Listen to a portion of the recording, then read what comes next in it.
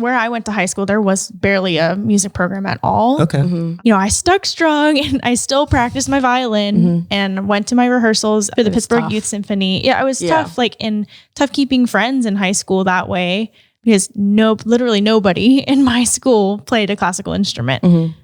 Hello and welcome to Start the Beat with Sykes. My name is Sykes and this is my podcast. Before we get started, I just wanted to take a quick moment to thank everyone who checked out the last episode. If you're one of the people who listened to that conversation, I hope you enjoyed it and thanks so much for coming back. But for those of you out there who are new to the show, welcome. Please feel free to make yourselves at home. And as always, there's beer and soda in the fridge. Before we get into my guests today, I just want to urge everybody out there to take an extra second, and if you enjoy the show and what I'm doing, or if you're friends with these two nice people sitting next to me, share this thing on the internet, because if it doesn't get shared, it gets buried with whatever Sarah had for lunch and John's yoga photos and all that other stuff. So we're trying to put a little bit of extra positivity in the internet, and we can't do it without you. So please share this if you think it's cool. If you don't think it's cool, fuck yeah.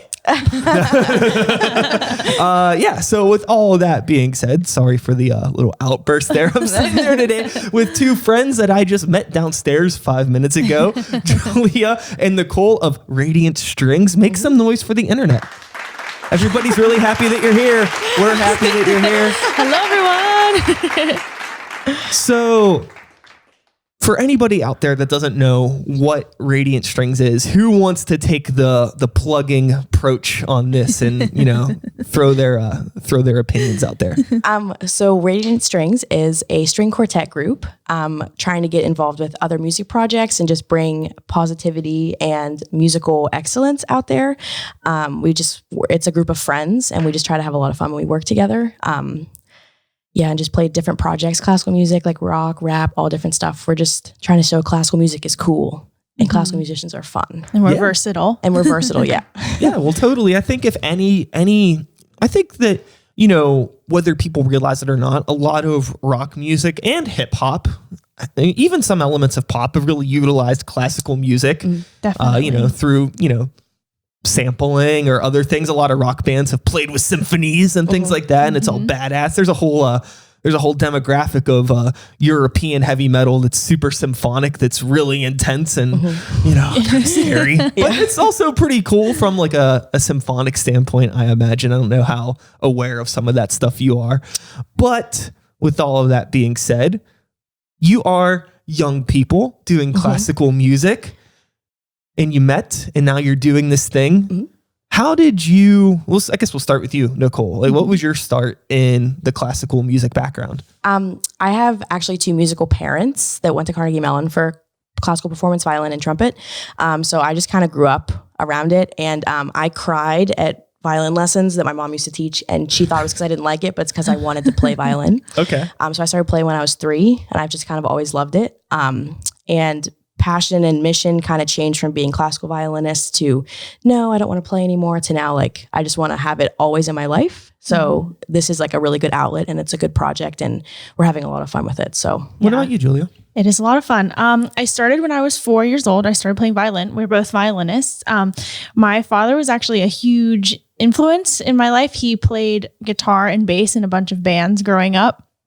But his true love in music is classical music. So he always played that on the radio and in the car. And one day, I think I was 3 years old, I just said, "Hey, Dad, I want to play violin." And he just skirted the car, and we went and rented my first little half-size violin. I took some time off, and like Nicole said, like now I just don't want to be without it. It's kind of like it's an outlet, definitely an emotional outlet. And Nicole and I are two like best friends, and it's just really cool to be able to make music and, service our community and bring people together in that way. That's awesome. And I imagine now, obviously, with just the world in general, pop culture and things like that, music is such a big part of it, but not necessarily classical music. But the two of you are so involved in classical music, but you're also human beings living in the world outside of classical music. So I imagine, just the pop culture elements of music are probably a big part of your lives as well. So like juggling those two things, I can see how a project like this would come together, because, it's one thing when you're hanging out with all of your friends, I imagine, that maybe aren't musicians, that are just into whatever music is you know, cool. Yeah. And then versus like, you know, you probably like some of that stuff too, but you also have this trained background. So it probably gives you this interesting like yin and yang approach to the world of music and what is possible. And maybe it even like helps you understand like music in a different way too. So with what you're doing now in terms of, I know that, Nicole, you had mentioned you were doing something about like starting a YouTube channel about like, you know, creating conversations about, you know, musicians in Pittsburgh about, classical music and things like that. What has that been like? Have you started that yet? Yeah, we have a couple of videos up actually. Cool. So we kind of have it doing multiple different paths, like kind of like help to music teachers who maybe need some help, like getting students started. Also like clients, like brides, we're trying to speak to them and people who would hire us, like things to think about if you're going to hire a string quartet, stuff like that. So that's like, it's pretty new. It's only like had a couple videos up. So we're getting that project like really started, I think, in the next couple weeks. And another angle we're taking is to aim it at other young musicians who are entering like the gigging world and performing, you know, just rehearsal etiquette and how to maintain a professional disposition in those situations, because it goes a lot deeper than people might think, you know, just show up to rehearsal and play. It takes a lot more, you know, mental preparation. You have to have enough energy. And so we're talking about like also how to balance. We both have 9-to-5 jobs. So balancing, practicing, and being prepared and showing up and doing what we're expected to do. So we're going to make more videos on stuff like that. Freelance is really tricky in terms of, you know, I mean, I guess no matter what you're doing, I imagine it's really complicated. But when you're doing music, and I've talked about this a lot, so I apologize to people that watch the show, but this is a little bit of a different angle. You know, when you're doing music and it's such an isolated experience learning that craft. I mean, like you play with other people, but it's not like always the most social thing. But when it comes to getting into freelance, you all of a sudden have to be this very extroverted person that's super confident and know your worth and know how to talk to people. And it's like, oh shit, you know, I spent the past decade learning how to play violin. And now I feel like an amateur at just learning how to promote myself. I'm really good at what I do, but I suck at talking to people. Right. Yeah. That's like bits of the music business that I learned just growing up, seeing my parents do it. So I feel like I've been able to help like Julia and like bring our quartet into like more confidence, like just like putting our names out there and like being able to do some of the networking and stuff. And I think Julia's like doing it now too. She's like picking up on it and doing really good. And so it's like, that's like something that has to be learned, but we just also are trying to say that if you're like really excited and happy, like people are going to want to talk to you and work with you. So have a good attitude, you know, and like classical musicians are fun. Like we're not like, we don't just like stuffy and think we're better than everybody. Like we're fun people. So trying to like bring a new angle a little bit about that. So yeah, that's a new project though. YouTube is new to us. I feel that, you know, there's like a really interesting thing that seems to be happening with, you know, what you're doing. And I imagine other people across the globe that are in a similar position that are just like younger people that are into these traditional forms of music and getting people to understand that it's still relevant and maybe even like finding people that like still want to continue to teach this stuff, which I imagine, like, I don't know, like, do you find people that you work with that are teachers? Are they older? Are there younger people that are teaching this stuff? Like, it's just like a conversation that whenever you would hit me up and you were telling me a little bit about your background, I was like, I've been talking with people for years in the city and you're the first person that has ever hit me up with like the background that you have. And it's so interesting. So I really appreciate you reaching out to come on and talk because this is super cool. But I'm also like at a bit of a loss for words because it's a world that I'm just so disconnected from. Like, I don't know anything about it, but I'm really intrigued by it. Yeah. That's part of our goal is to make it more widely known that we do a lot of things other than just sit and play. And I think that too, like, I guess the other thing too is like, even when you are, you know, playing like where you, like your gig is probably different than like my friends that are in a rock band's gig, you know, like they're just different environments. Like you're not playing bar gigs. No, but like sometimes we do. Sometimes we do. Sometimes we do. Yeah. But like we still have to prepare like the same way. And like all the like freelancing, it's like we should all be on the same team kind of. So I think that people kind of put classical musicians in like a different box because it's like, well, you went to music school and you're only studying like Beethoven, like Brahms, like all this stuff. But it's like, no, but we still have to prepare the same way and we still have the desire to get out there and like work with other people. So I think like collaboration is like a really important thing that classical musicians should try to think of. That's okay. Think of more coming up in like the near future. So we want to do that, like collaborate with friends and like working with you, like meeting you and doing stuff like that, like totally different than we would think. The thing that I find really interesting, and if I'm wrong in any way, please jump in and correct me. But I imagine like the curriculum when studying classical music, it's like, it hasn't changed in how long? Like you're probably learning a lot of the same stuff that people, 8 decades ago were learning, right? Maybe even longer. It's like, is there like a lot of, let me think of how I want to phrase this question. People that you've worked with, teachers that you've had, what do they do to like introduce, if they do anything at all, to introduce newer music into the curriculum? Are they able to like, do you like listen to new music and like maybe like this is how, classical music influenced Led Zeppelin or something like that? Did they do anything like that? Oh yeah, there was a lot of that. Okay, cool. We both went to Duquesne. And a lot of my music professors did that. Even one of them, Dr. Naj, hi, Dr. Naj, if you ever see this, he actually composes like more modern pieces. And he would actually come in and play what he was working on and explain to us what we're learning in the class, how he uses it to compose. And then a few of my other like music history classes, we would talk about how like the Beatles really used like counterpoint and more intricate forms of composing. Sure. And then, some of my other professors would play more modern and pop songs, and we would have to analyze like, the bass line and the harmonies. And some people are better at it than others. And so, I mean, it was really interesting how they would do that. Yeah. I feel like in order to keep people of a current generation interested, you need to like find some way, like a point for them to like relate to, and unless it's like, I feel like that's a much better thing than being like, well, let's analyze some John Williams scores or something like that, which I'm sure that's part of it too, I imagine.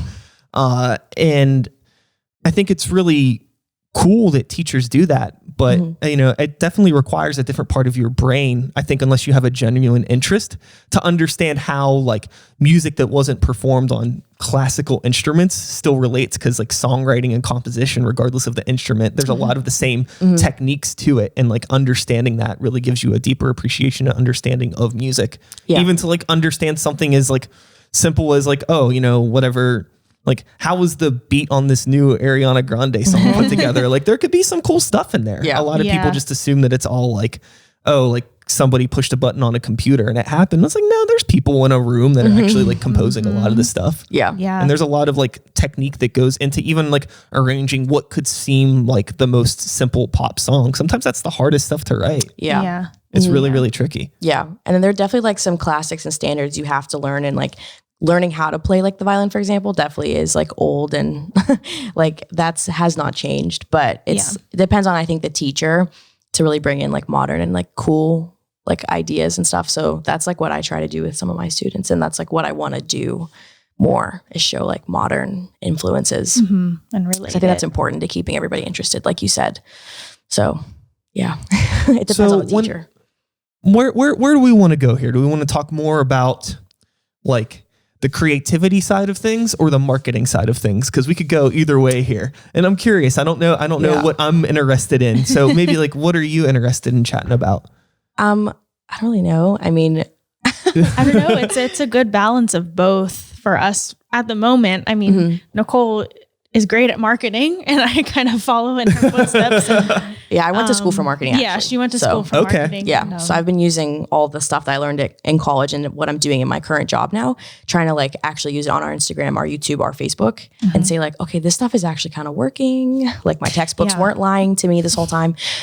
So there's definitely an equal balance, and I think that in traditional music schools like conservatories, they don't teach you about selling yourself for marketing at all. They only teach you about like learn, like woodshed this rep, and then get out there, and then people. Well, that's now like, what? Yeah, I feel like that's the problem with school in general. There's never that focus on like how to apply your skills after you've learned everything. It's just like, well, we'll teach you how to, you know, either play this composition or we'll teach you good, you know, graphic design techniques, or, you know, you can be the most like literary knowledgeable person in the world, but there's just that nuance of like actually how to talk to people or understanding how taxes work, or like if you're in like like taxes is a big thing, or if you're in a music thing, understanding like publishing and all that stuff. If you're going to be getting into releasing music, it just blows my mind that people don't teach you those things. No, it's weird. And understanding the power of social media, especially nowadays.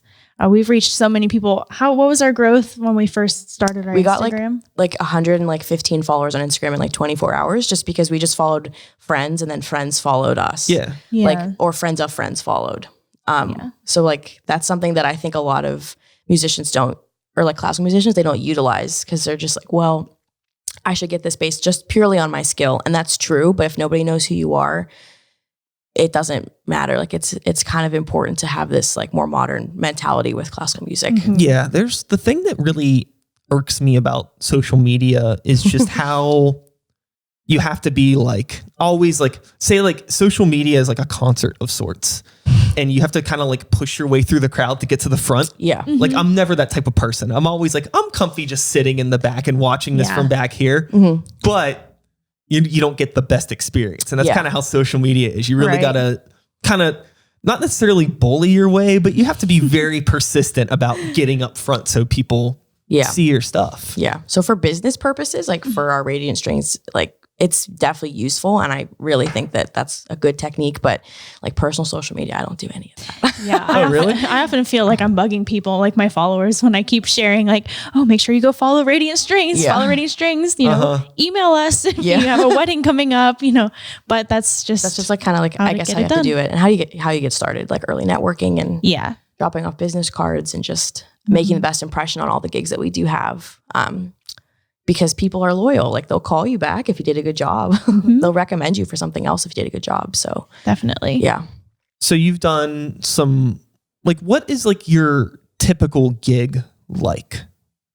Is it weddings? Is it private events? I mean, you mentioned like, do you do like just random shows? Like, how does it work with what you're doing? I would say typically we do weddings. Like that's like, so it's 90%. usually like you're getting hired for something. Yes. Yeah. That's like 90% of what we do. Yeah. And pretty much, you know, we coordinate and get an idea of what they want, like the couple, and then we show up and we just execute it to the best of our abilities. And usually that works. 99% of the time it works. And then that's it. Like kind of, you know, wash our hands of it. Great. Thank you for having us. But then we do have friends that have ongoing bands and projects that sometimes write stuff for strings. And they're like, hey, do you want to come and be on this project? So we do kind of cool things like that. Yeah, that's always fun. The recording sessions. We recently played for the Tree of Life commemoration. Okay. What was that? Like a service? Memorial service.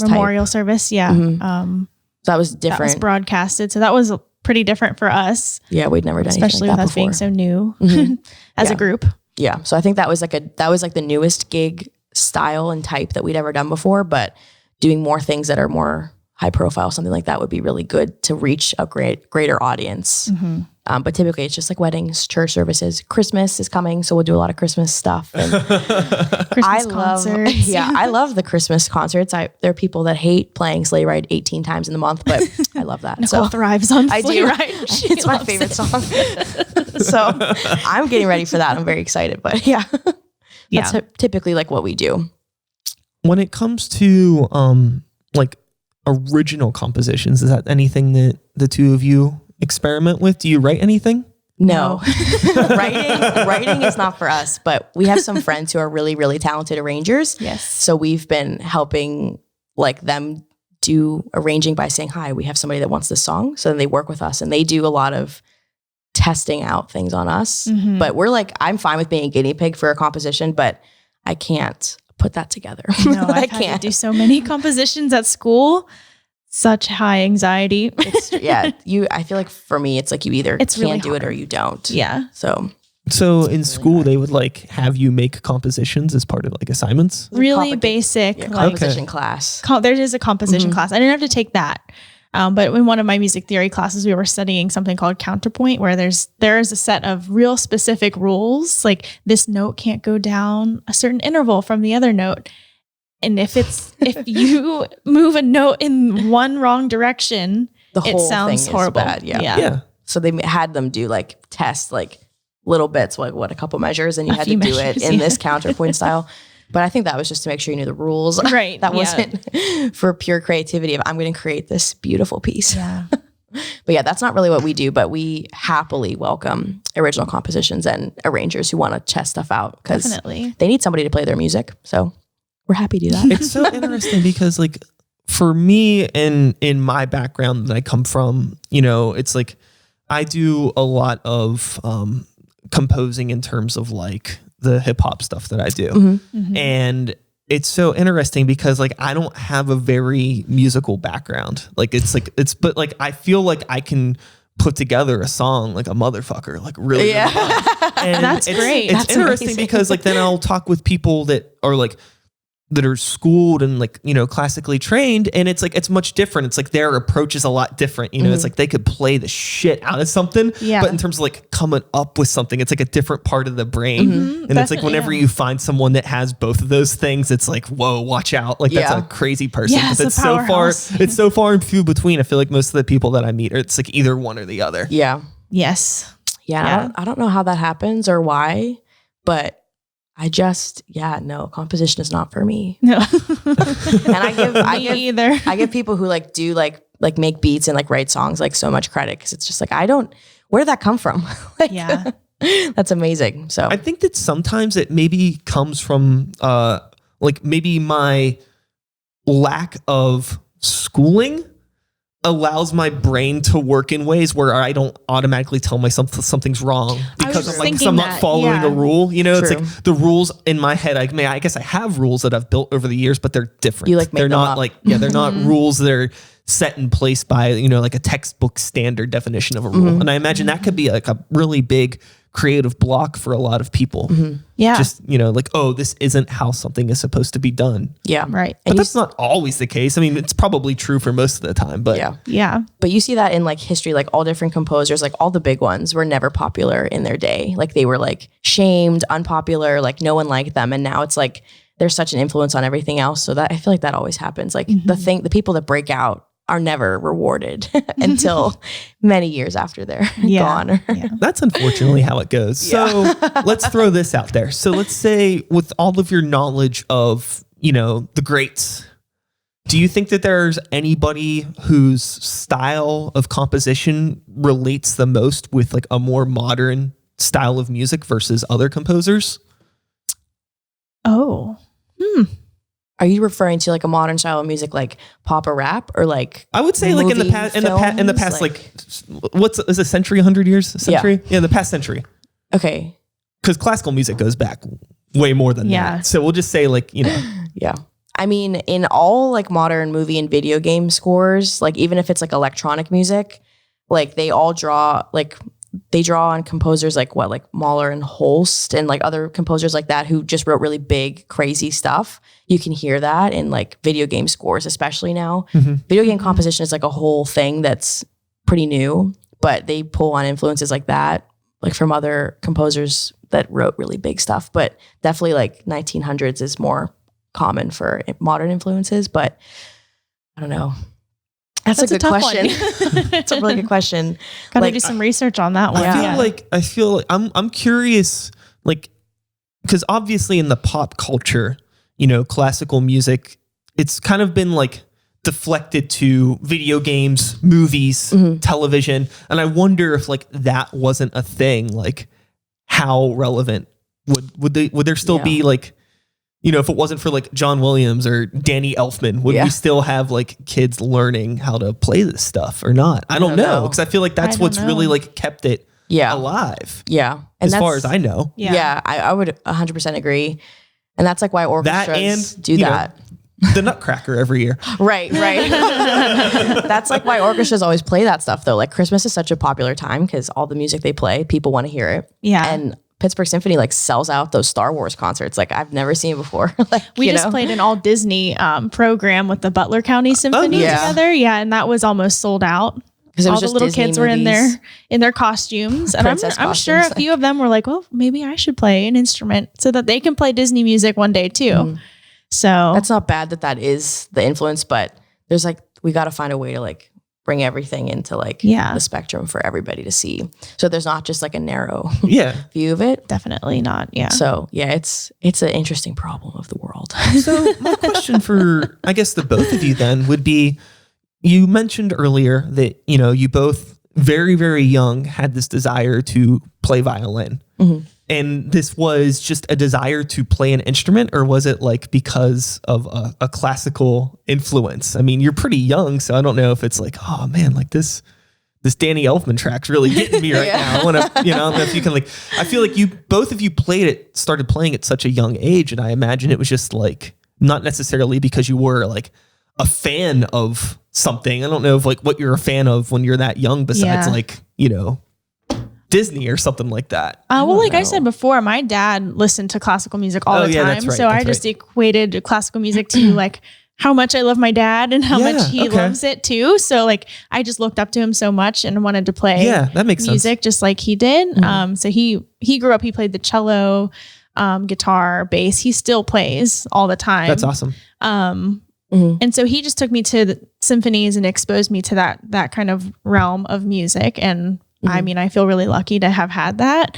And that's what inspired me the most. Yeah. Both parents, like I said, they were both musicians. Yeah. So it's just like, I didn't have a fan, like I didn't have an influence outside of my family, because that's just what it is. Like, that's just simply like music is just like working freelance parents. That's like what it is. So I didn't like develop my own sense of musical style or who I liked or what I liked to look up to probably until like middle school. Mm-hmm. Mm-hmm. When I started to be like listening to composers or like listening to songs or like rap music, hip hop, like everything else. And then I started to develop my own musical sense. But everything before that was just like, I'm just going to follow in what my mom's doing because she plays violin and I want to play violin. Yeah.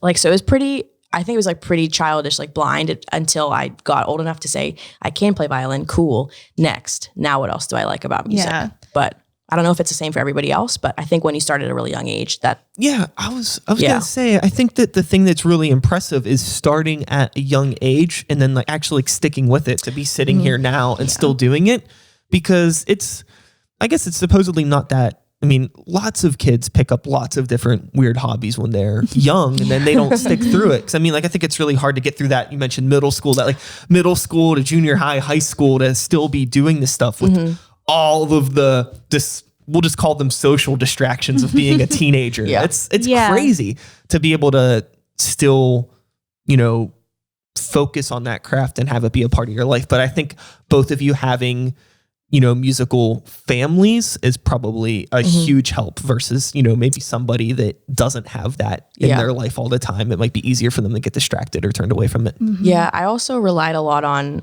musical programs like in school. So like I went to Kappa High School in middle school, but I was exposed to other kids from other school districts that were also good and also liked classical music in 8th grade.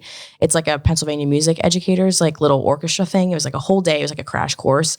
And in 8th grade, I was like, like violin is whatever. Like, I don't really want to play as much. I want to practice. But then when I met these other kids, I was like, there's other people like me. It's not just me. Mm-hmm. So I think that like taking advantage of like the programs that are in place in schools is really helpful too. Like you don't realize how important that would be until I look back on it now. Like 10 years ago, I was like, wow, like if I hadn't gone to that, I might not have wanted to go to Kappa High School. Yeah. I keep hearing like horror stories about like music programs being taken away from schools. Is that really like bad. A thing that's really happening? Oh my gosh. Yeah. It's horrible. Yeah. Where I went to high school, there was barely a music program at all. Okay. Mm-hmm. And it was tough when I had friends who were, playing sports and in the musical, and, I stuck strong and I still practiced my violin and went to my rehearsals for the Pittsburgh Youth Symphony. Yeah, it was tough, tough keeping friends in high school that way, because literally nobody in my school played a classical instrument to the degree that we were. Yeah. I don't know, but you don't have to, like, even like kids at Kappa High School right now, it's like you don't have to study music or your craft, like your major, like your arts or literary arts, whatever, to still have it be like a really positive thing that you like to do. So like there were I think 4 kids from my graduating high school class that went to school for music, and only myself is a working musician out of all of us. Everybody else like quit, changed their degree path, but they still really like it. So it's like just because you're not going to be a professional violinist and when you're learning in 3rd grade doesn't mean you don't have to not like music. And I think that's the problem. Like the music programs, I think, are leaving first, or arts programs are leaving first, because it's like there's no tangible evidence this kid's going to use that skill later. And I think that that's like really overlooking like a more nuanced importance of something like music or art in terms of just like learning, like, you know, I learned how to like love myself because of being able to develop a craft, or I learned how to communicate with people and make friends through doing art that I wouldn't have been able to make. You know, I wouldn't have been able to obtain the social skills that I have if it wasn't for that, because like I'm a weirdo. Right. And some people are weirdos, you know, like, you know, for me, it's like football didn't resonate with me. No. You know, other things, it's just like, that's what I gravitated towards. So it's just like,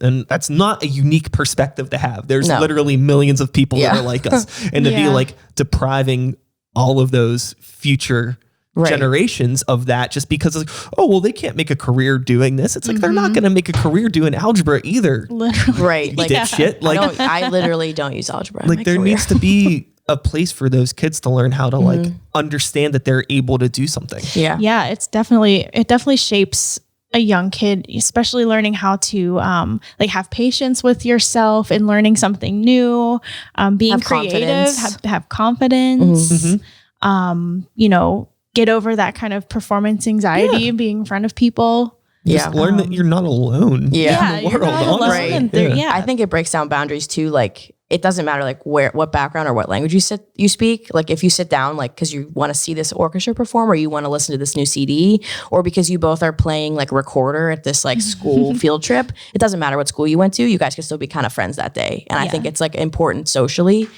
Like, no, 100%. I really think it is like, I don't know. It's a bummer, but it's awesome that there are places like Kappa, but like, you know, we're like an isolated experience. It's such a, I mean, that sort of stuff only happens in like the big metropolitan areas. And that's even just one small school that not just anybody can go to, you know? So, you know, we have issues where like, you know, okay, I don't want to get into like personal stuff, but I know somebody that has a younger relative that's going through a lot of stuff in school right now. A little kid. He's super cool. I've met him, and I think that, you know, they're in the middle of, you know, nowhere. You know, they're like an hour and a half away from here. And it's just like that school that they have, that's the school you're going to. That's the only option. There is no alternative option like a Kappa or anything else. And it's like, I feel like if he was in an environment where like he was around other young creative kids and he was able to have a healthier it'd be a healthier environment for him to be in. And now it's like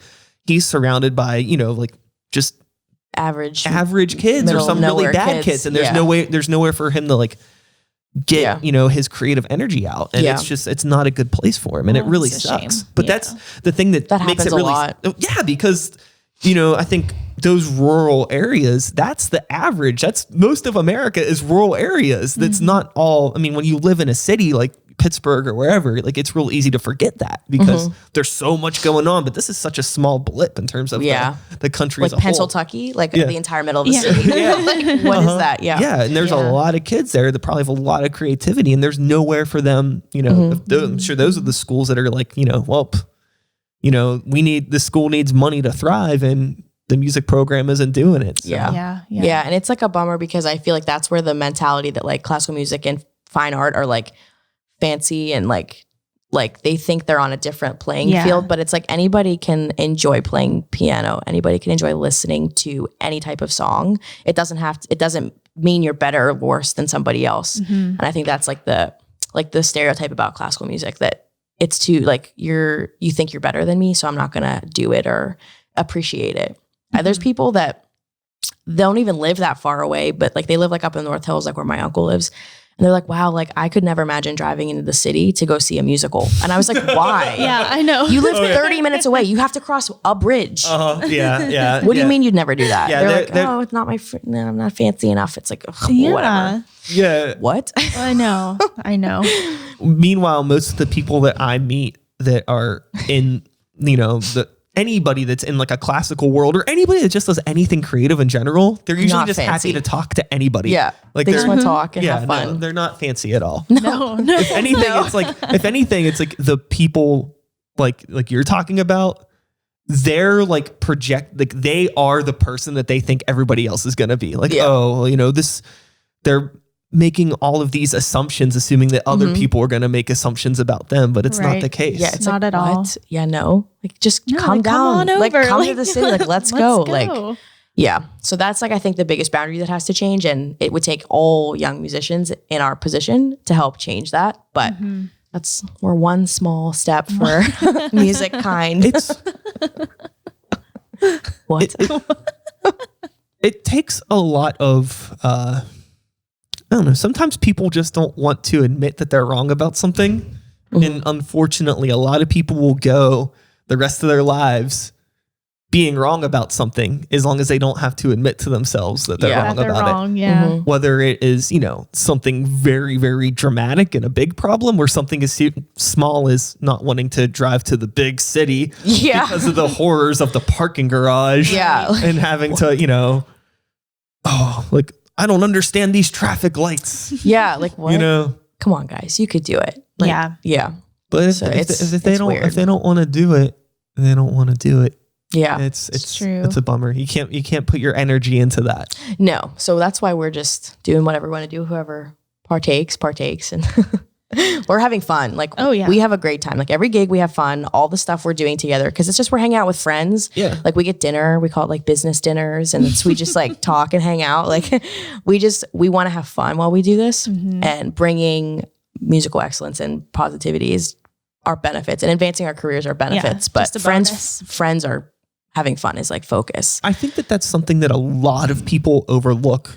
Especially on my side of things, they get caught up in all this playing in bands and doing all this stuff. Like you forget the reason why you started doing this was because it was fun. Yeah. And you love doing this. And then you get caught up in the business. You get caught up in promoting, you get caught up in playing shows and the money stuff. And I mean, the politics, that's obviously stuff that you want to take that stuff seriously. Yeah. But once it stops being fun for like an extended period of time, because every once in a while it's going to be not fun temporarily. That's just part of life. Yeah. But if it gets to a point where it's just never fun at all, then you're really missing the point. Yeah. And like you really shouldn't be doing it. With Radiant Strings, you mentioned playing gigs and all of this stuff, and you're having a good time. You're hanging out with friends. You're getting food and stuff like that. Let's talk about the important stuff. Where is Radiant Strings' favorite place to eat? Ramen bar in Squirrel Hill. Ramen bar. Quick answer. Yes. Or Mad Mex. Or Mad Mex. That's an OG spot. The big ass margaritas. I haven't been in Ramen Bar. Maybe I'll check that out sometime. I actually used to live in Squirrel Hill. That's where I grew up too. Yeah. Oh, wow. It's just like the coziest food, and you can just sit there and you can either hash out like whatever is going on in the day. You could hash out something, like hash out nothing because you're eating ramen. Like it's just also good food. Yeah. But yeah. They know us there by now. They do. That's fun. The dude just like walks up and he's like, absolutely. Especially when we come in with our violins. Yeah. He knows like this is it. They need their seat. So I imagine, do you rehearse as a group pretty frequently? Or is it just like for you, if you have a gig coming up, you'll get together? For weddings, wedding music is pretty typical for us to play. So we know that repertoire pretty well. So we can basically just go read it. Or like meet half an hour in advance, just talk like through stuff. Yeah, just talk about like the order and repeats and cuts and things like that. It's so interesting how controlled that is versus like the rock and roll world. Yeah, I could never like do any rock band show. Sometimes like if I don't have like a predetermined idea, or like I get a little stressed out. Because it's like, what am I supposed to do? What am I supposed to play? You know, what's funny is it's crazy. So like in my world, I can actually connect these dots because with, so I play in two bands. I have a heavy metal band that is very like Yeah. And then the hip hop stuff that I do. With the hip hop stuff that I do, it's actually pretty controlled because we don't have a live drummer. So everybody has to play to like a track. They play to a track, and our track is also synced with like video and light visuals. Oh, okay. So we have all of that. So like we have to have like our sets are like predetermined. Like there's no tempo change. There's no jamming, like everything. This is the set. And like, and I know that like, I mean, everybody's cool now, but at the time when I was like getting the band together, because I have musicians that play with me too, and getting everybody locked in and being like, okay, like there is no improvising. Like it's always going to be like this. I feel like for like at times working with different people that I've worked with, it's like, what? Like, Yeah. because I'm like pulling people from a rock world into this world. And then obviously it's working with computers is not necessarily the same as like, oh, well, this is sheet music. But also in a way, it's like, well, you have your tempo and your key and everything set, and it is what it is. Yeah. You know, people hired you to play this song that sounds like this, and they want it to sound like this, you know? Yeah. There's no... Yeah. Well, without having a conductor, it's that element of being kind of like chamber musicians. Well, we are chamber musicians, having to follow each other. So having that like friendship too. Oh yeah, locking helps in. us. Yeah, because you have to in the communicate. interpretation of the sheet music, because we don't have a click track or a conductor to follow. We could do anything we want, and it could be like, wait, what? That was really the song? That was really John Legend? Like, are you serious? Or it could be like, we're gonna make it exactly like how it sounds on the CD to make the bride happy. So it just really depends on like what's going to happen that day. But yeah, we try to we're working towards a recital project where we're going to play some classical, like a big classical quartet, and play some other songs. And we will have to rehearse for that, because working on like a multi-movement piece, the four of us, it is going to take like collaboration, knowing your music and getting comfortable with playing it with no conductor and nothing guiding us.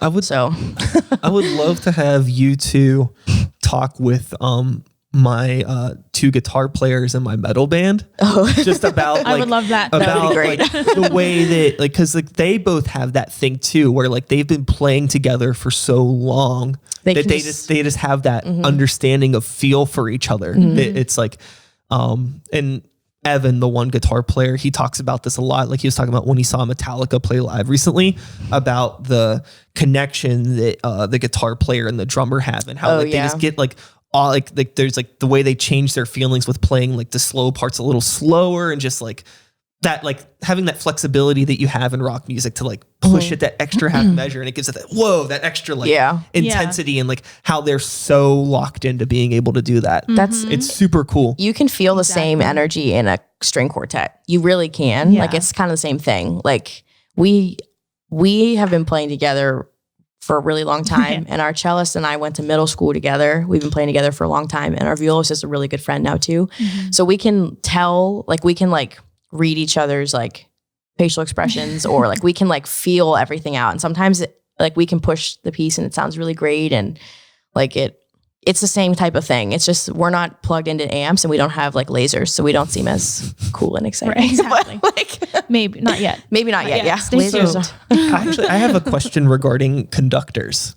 So I would say, you know, that's maybe the one thing that, you know, I've never worked with a conductor. I've never spoke with a conductor. I've never talked with anybody that has worked with a conductor about working with a conductor.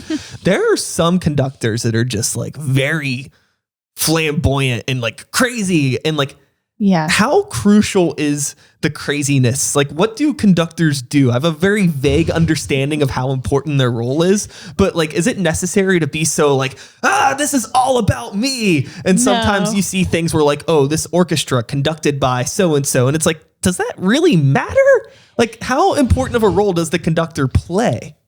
Well, I was just going to say that the extra stuff, that's all fluff. Basically, they're there to keep us together and cue different in the event that somebody loses their place. You can look up and find where in the measure you are, according to their beat. But the extra like, so they're just like a silent drummer almost. They pretty much. Also, like if in a symphony orchestra, if there's like 90 people on stage, like how are we all supposed to, you know, get faster or slower, or have like a unified thing? So he's there for that. Sorry, I never thought about this before. Sorry, I'm getting really excited. So I think whenever I'm playing a show and it's just me and 4 other people on stage, if I can't hear what everybody's doing, like if it's not monitored properly, it could be really complicated. Yeah. I never thought about sitting down with 90 other people and like you got your whole bass section on the other side of the room. If you can't hear them or know what's going on, how do you know where you are? Exactly. That's crazy. The conductor is like the... My brain just went... Exactly. Yeah, they're like the air traffic controllers. Like, so we need them. Yeah, we do need them. Totally. And, okay. That makes I never thought about that being in that situation, because not only are you in a room where like, you know, the majority of the amplification is just coming from the instruments themselves. It's a lot of loud stuff. Yeah. There's a lot. Like, there's sound delay. There's sound delay, echo, and it's or like bad acoustic rooms or like stages that are ill laid out where like, it's like, why are you sitting over there? Like that would never happen before. Like you get used to hearing certain instruments regularly. So in instances like that, like the conductor, when we play outside for like 4th of July, it's like, we can't hear anything. Sometimes we can't even hear ourselves. Yeah. So you need somebody to be like, this is beat 1, 2, 3, 4. And this is the end of the song. And you just hope for the best. Yeah. And as far as it being like a different composer as opposed to another guy, like you said, why would it be a big deal? It's all like interpretation and, how quickly or slowly they take certain pieces. So they make the decision, or else you'd have 90 opinionated instrumentalists being like, no, it goes better this way for me. And it's like, so they're like, this is the law and we're going to do it this way. Sure. So they're important.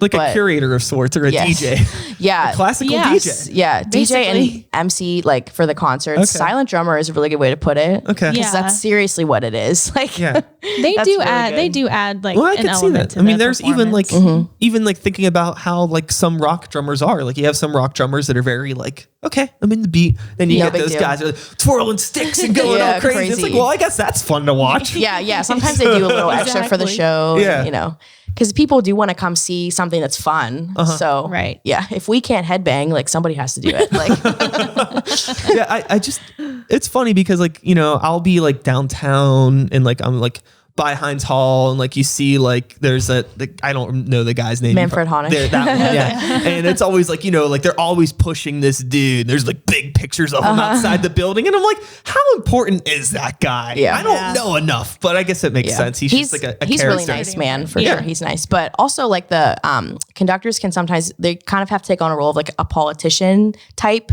Not really, but like they're the voice of the orchestra. So when people come to see it, they're the ones that are saying, thanks for coming. They have to be the ones that people like want to clap for because they don't know 90 musicians. So they're like the representation. Yes. So I guess if you find somebody good, they push them. Like, well, even going back to, you know, talking about like John Williams and Star Wars, like a George Lucas of sorts, you know, I mean, it's obvious that he didn't do everything in Star Wars, but he was like a big part of curating that vision and getting it out there. They're like the queen or the king, like the face of, and then everybody behind the scenes is helping them and doing their part. But they're the ones that have to stand up on the stage and say, thank you for coming to see your Butler County Symphony Orchestra, your Pittsburgh Symphony Orchestra. And people clap for them because they're talking. So they're important. Yeah. Cool. Yeah. The face of the orchestra. The face of the orchestra, yeah. The thought just came to me yesterday because the conductor at Johnstown was doing all this like shtick with like some other dude. And I was just thinking to myself, like, man, did he really think he was going to be doing this when he was in conducting school? Probably not, but he was so great at it. And like the audience was eating it up. Like they love him. Yeah. Larry Lowe, how he dresses up costume. And it's like he just like people really love that works stuff. the crowd. Yeah. For us. For us. Yeah. So I can sit there and be like, no. So I can sit there and chill. So when you're playing with other people, obviously you're like, you know, have you played in a situation where you're playing with like, you know, 80, 90 other people? Obviously you can't build that relationship with all of those other people. So, you know, whenever you're sitting down and you're just performing with them, is it really just like, you definitely just are relying on the conductor and your knowledge of the piece prior to like, can you just sit down with that many people and play something you've never played before if you have a good conductor? Well, that circles back to being prepared and knowing the piece that you're playing, and like knowing the mood of the piece. That's like individual responsibility of each player and singer and vocalist, whoever is a part of the ensemble. But with a conductor, I mean, you can get through the piece, but you might not be making. They would never have you guys show up for a symphony orchestra with no rehearsal to perform. Like that would be really tough. but also you have to rely like on your section. So like if there's 8 violinists that are playing the same part, like we speak as one section. It's not 8 individual people. So you kind of like, follow the leader and be prepared, like she said, and rely on the conductor, but also the communication between the section leaders and the conductor is important. And blending together. Being in the same part of the bow. At the same time. That's another thing I've been curious about, because obviously like I see like at the PSO does it a lot in other places. You mentioned you did the Disney event. They're always doing like, here's Star Wars, here's Harry Potter, here's, the music of, some Zelda video game, Pokemon, all that stuff. And it's like, how much time are they putting into like rehearsing all of these things?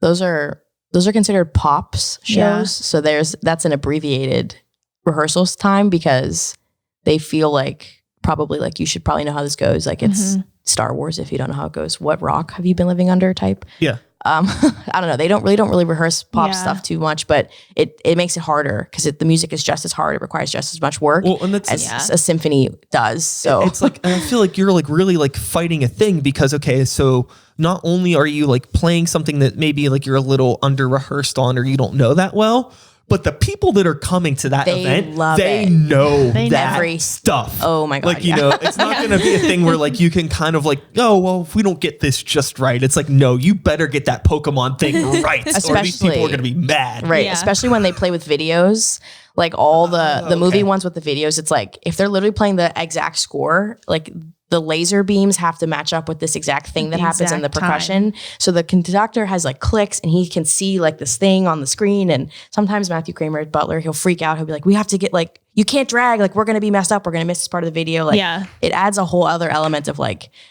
strict, like kind of like how you're like when you said you play with computers, like for your hip hop band, it's like you have to follow exactly what's going on because the technology isn't going to stop for you. Like, or else you'll have Simba's music coming over Mary Poppins. Like chaos will ensue if you don't follow the track or follow the video.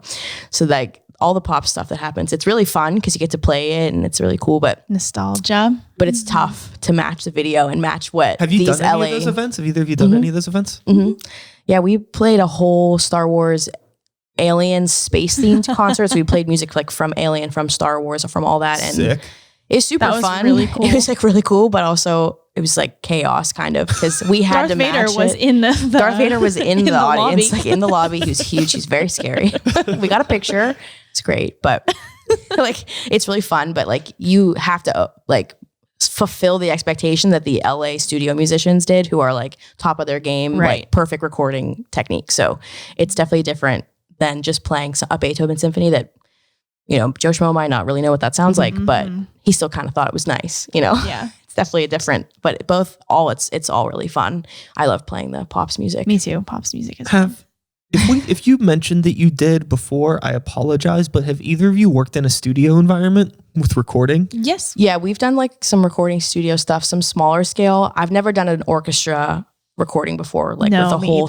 We've done like string quartet stuff. Like our quartet's made some videos, and we've done some recording. We did that one jazzy kind of album. Oh yeah, I don't know. I don't remember when that was. That was like in college sometime. But yeah, so we've done stuff like that, which it's really cool. That's like a different game. You have to be like on top of your game because you don't want to be the one that's like, we have to do that again. That was out of tune. Slightly out of tune. And I know me. And if you're like in a studio, you get a lot more time to analyze all of those things, and maybe you're wearing headphones and things like that. And it's always fun like going into the studio with the band, because you go into the studio ready to record an album or some songs, whatever, and you think the stuff, and then everybody gets there and starts playing, and like you're hearing it isolated all nice, and you're like, wait, you've been doing that for the past 4 months? That's not what I'm doing at all. Yeah. Or it'll be funny, like the producers will like come on and be like, can we do that one more time? Like we got a weird, like that was the weird feedback. Like what was that? And it was like, oh, that was me coughing.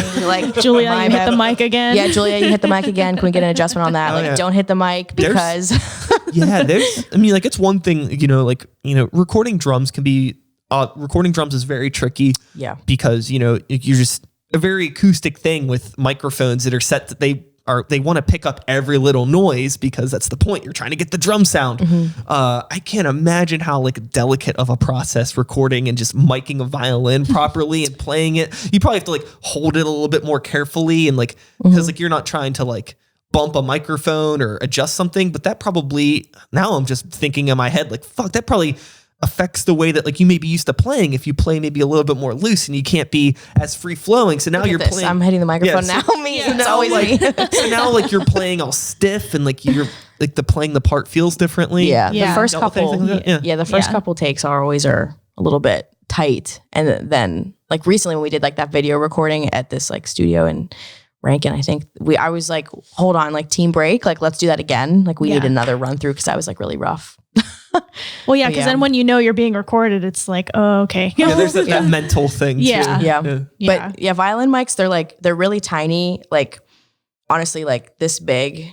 And they like clip on, it's called the bridge. It's like the wood part that holds the strings up, and it's right where the vibrations of the instrument happen. So also anything, like if you like just touch the strings, if you breathe really loudly when you play, like you'll hear the breath. Hear it. It's crazy.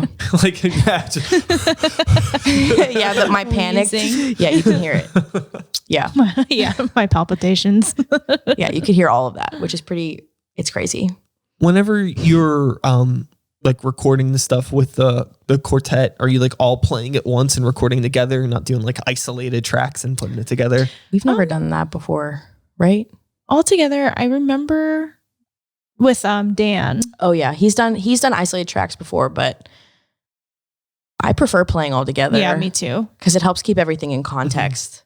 Yeah, that's like the interesting thing about like recording with a rock band. Unless like you have like a studio that's really decked out and equipped to do it, it's almost impossible to do it because you get all this bleed over because you're dealing with a lot of loud stuff. Yeah. And if you have like loud guitar amps in the same room with the drums, all those drum mics are picking up all the guitars and the guitar mics are picking up the drums. And it's just like you get all this weird like, like when you start like getting into like mixing and adjusting the frequencies and doing stuff, it's like you adjust the frequency on the guitar thing, but it picked up the snare. So now the snare's super loud for no reason because like, where's it coming from? Oh, it's the guitar mic. This guitar mic, like, all that like nerdy science stuff mixing. Yeah. Also good on all those people who do that. Like, man, I know, sound engineers, I can barely plug a microphone into the wall. You know, I don't know what. You tell me what to play and I'll do it. Like, we had a class like that in high school at Kappa, and we had to like do like a mix board. And we did my version of the recording and it sounded like trash. And my teacher was like, well, it's because you had like the bass mic mic'd as highest. That's all you could hear. And I was like, oh, that makes sense. What? The settings in your car don't. The settings in my car. Don't translate the same way. Yeah. My car vibrates. So those people are super awesome and getting us to sound awesome. Yeah. Like when we sound really good, it's like not me. Like that was you guys. Thank you. Yeah. The sound engineers do play a really big part in the execution of a performance. And I imagine like, obviously you don't always, I mean, in a live environment for sure, but a lot of the stuff that you get to do, I imagine you're not always in a situation where you have a sound engineer. Maybe like, you know, what happens if you get hired to do a wedding and like, you know, the venue space for where you're playing is just like an echo chamber or it's just a nightmare and it doesn't sound good. And then, you know, you have clients that aren't happy. I'm sure that's something you've had to deal with. What do you do in that situation? Are you able to like vet venue space beforehand and say like, hey, like I know you want us to play, but maybe you might want to consider putting us in this part because of the sound, that sort of stuff? That's when like meeting a half hour, 15 minutes in advance to do a kind of like a sound check benefits us. But a lot of the places we are frequent, like we repeat. Oh, okay. So like you know the spaces. Yeah, and also churches and like halls like that. It's kind of like it's either going to be really acoustic or it's going to be really dry.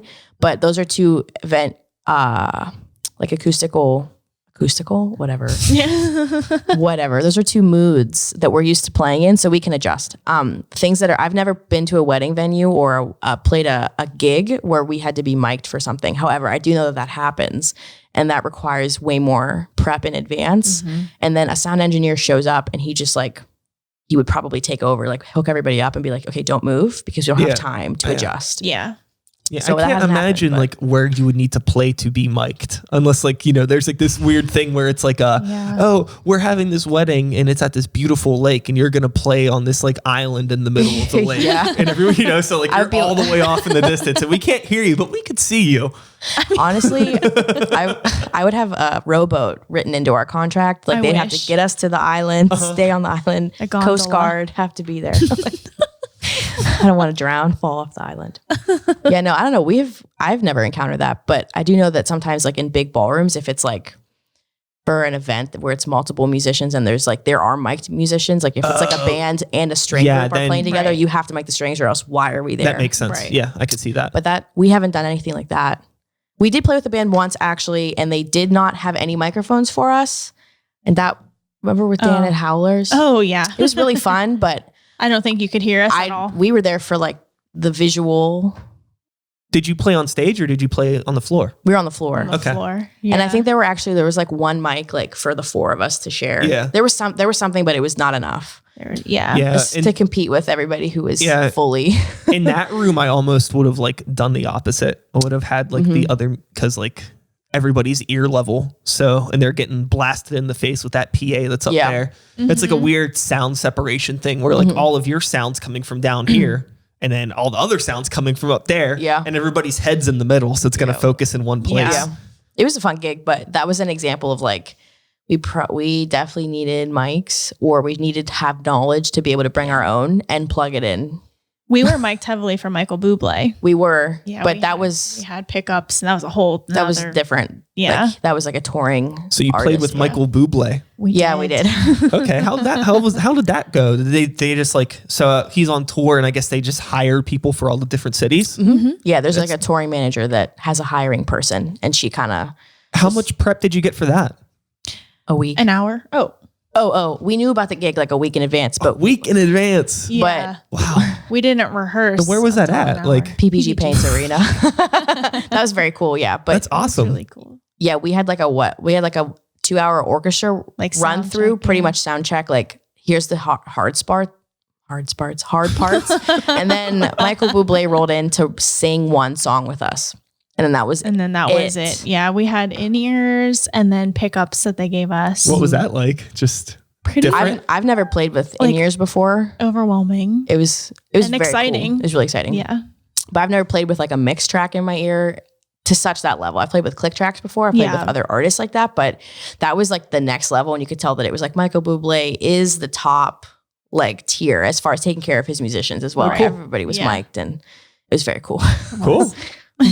That's a fun experience getting to do that. Yeah, it that's like our was. coolest gig, I think, so far. How long It ago was was. that? Last February. February. Cool. That's awesome.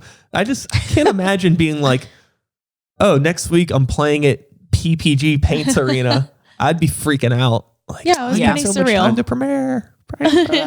That's just where it's like you rely on your technique that you've been developing for the last 20 years. And Right. it's like you go and you do the best you can. Sure, and if, because like, you know. like how different is the stuff that you're playing there versus other events? I don't know. I mean, symphony, like classical music is hard because It's it's very written hard, for to show the virtuosic nature of all instruments. Luckily for Michael Bublé and like Josh Groban and anything else like that, it's like you're fluff and Like there are ornamental. ornamental. There are some licks that are tough, but that's like all they focus on at the sound check. It's like violins, like look at this. Like I believe they said that. Like there's like violins, you'll have a minute here, like take a look. And it was like panic. And then like we ran through it and we did it 2 or 3 times and it was like, that was it. Yeah. Cool. So it's a lot different, but definitely that's a type of talent in a musician that it's like, that's a talent. Like, to be able to sit down and sight read and be fine. No, I was talking with my buddy Sam. He's a bass player. He plays in a bunch of bands. He was on here. He plays in a band called Kawano Sour. I was chatting with him and the vocalist from that band. And we were talking about how a lot of the times when they play, like they'll have people just come in. Like if they have like a friend of theirs that's like a horn player or a string player, somebody like if they know somebody that can play, they'll be like, just come play on the show, like day of. And it's like, how do you trust people to do that? And it's like, well, he's like, well, I assume that if like you play an instrument, I can let you know like the key that we're in, what we're doing. And if you're good at what you're doing, you could pick it up. We're not doing anything that crazy. And he just like puts that trust in the people and has them come in and play with him. And it's like, that's insane because like, I would never trust anybody to do that. But again, like the people like from your background just operate in a much different headspace than like all the rock and roll bozos that I've been hanging out with. Improvisation is pretty hard. I give everybody who does improv that props because that's tough. hard for me. I don't think of jamming as something that's like really fun. I think jamming is stressful. It makes me anxious because I don't know what I'm supposed to do. But that's just like classical, like you look at the music and you learn it. But that's just like different schools of thought. But it's all like really talented, like high level musical abilities. So I respect everybody who can do improv, like jazz musicians and stuff, rock bands. There's musical intense stuff going on stage. You just might not notice it or realize it as much as if sitting down and watching a classical musician play something. Right. So it's like different. Yeah. It all depends on like your understanding and what you think is cool. You know, like you can watch like a guitar player, like shredding and getting all crazy and like, oh, wow, that's cool. But a guitar player might be like, actually, that's not that hard to do. Yeah. You know what I mean? I'm like, oh, that happens all the time with violin. Oh yeah. Like stuff that looks flashy. That's just very like, oh, whatever. Like the contestants on America's Got Talent who just go and play like 2 notes, but they can tap dance at the same time or something. Like people are way more impressed by that kind of stuff than Lindsay Sterling. She Lindsay Sterling. And leaps. I tell people, oh, I play the violin. They're like, oh, Lindsay Sterling. I don't know. Well, I don't know a whole lot about Lindsay Sterling other than she's that talented. She exists. Yeah. Is she a good violin player? She is. Yeah, she is. She's just, it just seems very gimmicky. No hate. But I mean, like, I guess you got to do something. You got to do something. Yeah. No, she's really cool. She's doing well for herself. She plays well. And if I could leap and hop around and play violin at the same time, like same. Great. I would have done that. But I can't do it. I guess, she's probably she has to have really perfected that not making extra mic noise. Yeah, I don't know how she performs live. Like that's a logistical nightmare that I don't know. Like that would be tough. Some like top notch mic mounting system, maybe where there's like a little bit of like a shock absorber thing. So it doesn't pick up the unnecessary vibrations, only the ones that it needs. I don't know. Probably. Maybe. Yeah, I know, but she's very cool. That would be a good idea. At least when people say violin, people aren't like, so that's actually an interesting... Devil went down to Georgia. Oh my God, yeah. That's actually a really interesting, like, it's like a good thing to like kind of like round the conversation out on would be Lindsay Sterling's. We're talking about like classical music in a pop sense. And like, she's probably one of like the very few, if not the, I mean, like, you can go to Target and buy her CD. Yeah. And like, she's pretty well known. So that's cool. There's that. Yeah. It's hard to say that it's completely dead. It's not. No. It's just happening in different ways. Like classical music is taking all different forms and that's not bad. Yeah. Everybody has to support like the endeavors and the efforts of those who are going and doing that. So you can't get hoity-toity about it and say like, well, blah, blah. No, everybody just has to support each other with what they're doing. Yeah, the competition can get pretty cutthroat. Yeah, so we don't buy into that. So we try not to and just be supportive. But competition can be tough. And I'm sure you have that same type of level in your realm of performance too. So it happens, but supportive nature is better. So I'm happy Lindsay Sterling is getting a lot of benefit because people recognize the violin now and don't just compare it with Devil Went Down to Georgia or know Mozart. They're just different degrees of appreciation, I think, and it's it's cool. So as we round the closing here of our conversation today, why don't you let the people out there on the internet know where they can find Radiant Strings? You can follow our Instagram at Radiant Strings Music and YouTube. Just search Radiant Strings. That's the title of our and Facebook. Also search Radiant Strings channel. Yeah. Subscribe. Follow. And is there any gigs or anything cool coming up that you want to promote? I know you mentioned before we started recording you had something in February, which is a good bit off. Yeah. But other than that, I mean, if you don't know you're playing with Michael Bublé until a week before, I imagine it's the sort of thing where it's just like, well, surprise, something might happen. Yeah. You never know. Something might happen. But it keeps us on our follow toes. them and find out. Exactly. Yes, exactly. We're once we know what's going on, we're very vocal about it. So until then, we don't know. We're just, weddings, Christmas stuff, the usual. Cool. Yeah. Yeah. I guess if you're getting hitched and you need a string quartet, Here we are. Hey. Hit them up. Absolutely. And yeah, that's it. Thanks for coming by. Yeah, I really Thanks for Thank you so having much. us. Yeah, thank you. I feel like I could chat with you a lot more about all of this stuff, but Yeah. we have to, Yep. got to pull the plug eventually. Eventually, Can't but talk forever. yeah. The batteries on the camera can't handle it. And that is all, folks. Thanks so much for listening. One more time, even though I already thanked you both so much for being here. Thank you again for thank being you. here. Thank you. I'll be back again in a couple days with another episode. Same time, same place, same channel. You know the drill. My name is Sykes. Start the Beat 2019. Whoop, woo. Thanks for listening. Julia, Nicole, thank you so much. Thank Thank you. you. And we'll fade this out, and we are done.